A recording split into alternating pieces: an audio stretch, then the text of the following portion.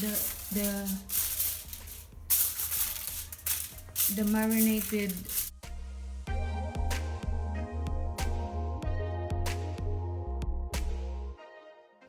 1.4 kilo. already prepared pork, spare rib porks. It smells good, the marinade. And you transfer it here in the baking plate. You need to take off this. It's something there. Yeah. Put it like that. Is that chicken? Who have bones? Even if it's already marinated, wish to put more black pepper and salt. You put it in here now. In the preheated oven, grilled, marinated.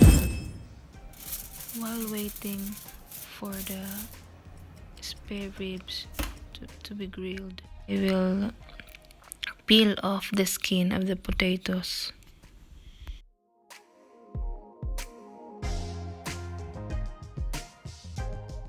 Dahil hindi dito uso sa Sweden yung rice, kaya potato lang po yung pares ko po sa spare ribs.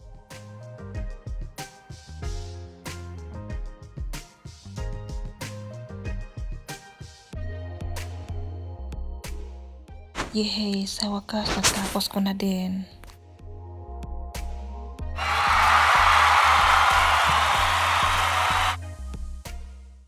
We will slice the potatoes in a flat shape.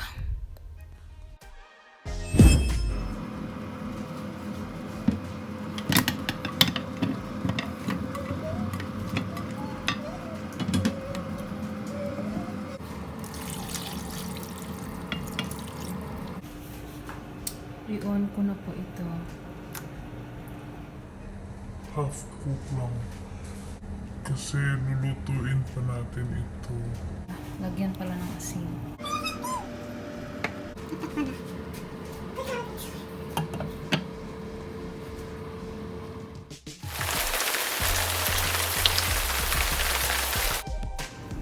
Set the pan on the fire and put 3 tablespoons of olive oil and a little butter, because the butter makes that the food tastes good. Lagyan po natin ng whipping cream.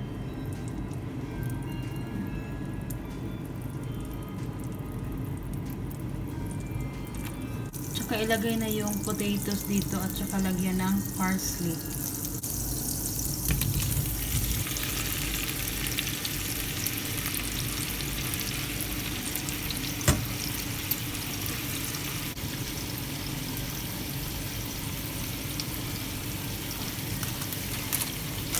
Ito na yung parsley natin.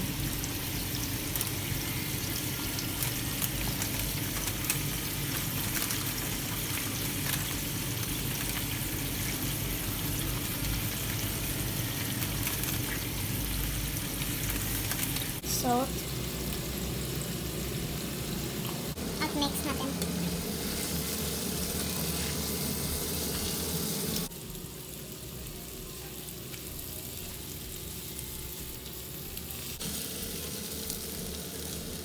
Na-overcook ko yata yung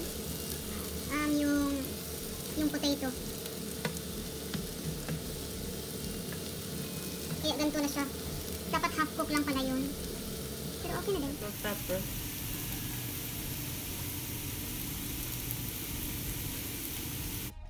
After some minutes, our potato have a nice golden brown color now.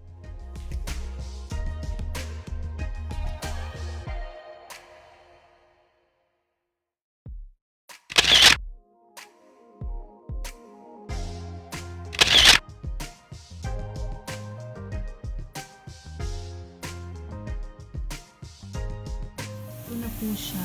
Luto na po. In-off ko na po yung fire.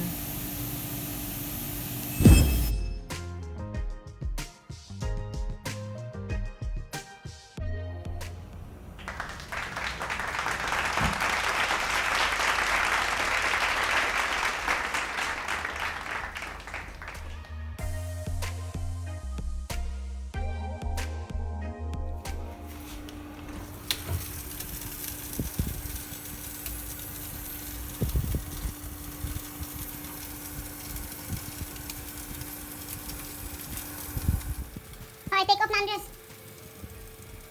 Oh, I have take off now. I'll take it. Because it's crunchy now.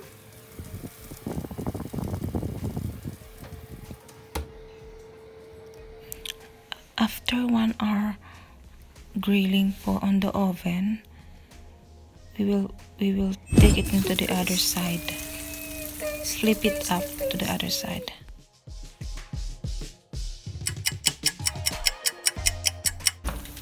Here it is.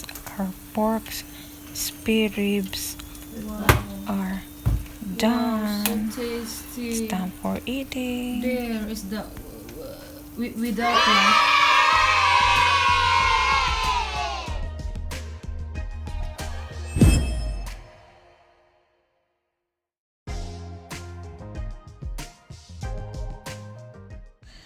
Kain na po tayo mga guys. Lunch po namin ito. So, kain lang ng kain. Enjoy watching. Comment down below if you want or request a recipe.